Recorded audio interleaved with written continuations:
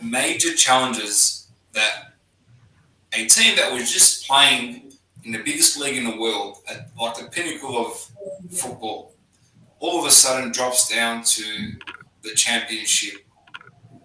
What would you say are your greatest challenges as soon as that happens? You know, that summer. Well, yeah. Take us through. You've just been relegated. The summer hits, and it's like, wow. Okay, so on a trust way, it's around £17 million worth of partnership revenue down to £3.5 million. That's how we've done it. So it's phenomenal from there. I'll take you back to 2020. We had a phenomenal team. When you look back now, how we got relegated to that team, it was beyond what anyone thought in the summer beforehand. And we got relegated on the last game of the season. The week before COVID hit, we beat Liverpool. Liverpool were unbeaten all season. They were just about to win the league. We beat them 3-0 at Vicarage Road. We moved out of a relegation zone.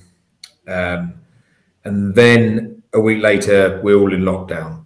When Operation Restart came, or Project Restart, it was called, we were outside the relegation zone. We fell back in about 5 days before the end of the season. We had 3 games in a week, and we lost 2, and we fell into relegation.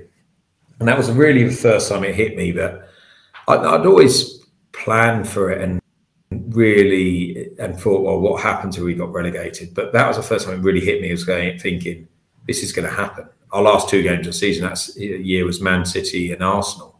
Arsenal away with no crowd. And if you've ever been to Vicarage Road, the fans do give you a lift. It's a very tight stadium, and it can be a very noisy stadium as well.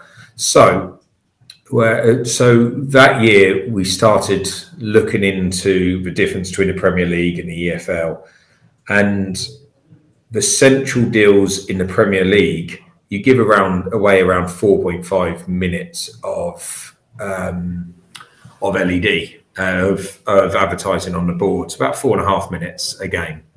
In the Championship and in the EFL, due to the situation we're in with having a betting partner on the front of the shirt, and you have to match minutes with the EFL's betting partner, you end up giving 25 minutes away, maybe a little bit more at times. So I guess on granular level like that, you're coming down on the central deals massively on money, but you're going up on assets. And that took me a long while to get my head around.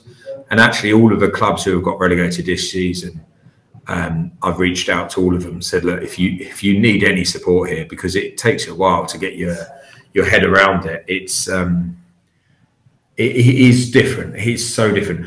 But I guess the biggest difference, and I was speaking to someone who got promoted recently, and I told him this would happen, and he's phoned me, he said, "Are we not kidding?" I guess, and Rob will know this more, is when you're in the Premier League, your phone rings. People ring you. People want to chat to you. People want to offer you deals, and you have agents calling you, sponsorship agencies calling you all the time. In the EFL, it just doesn't ring. Like it's like I've changed my number in the last 6 months or last 18 months. You just don't people. Apart from.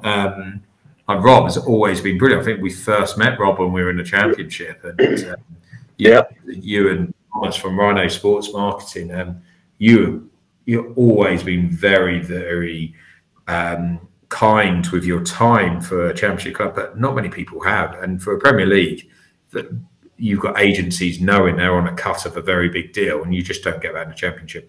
So I guess your phone doesn't ring as much. You don't feel as loved when you're in this league, but.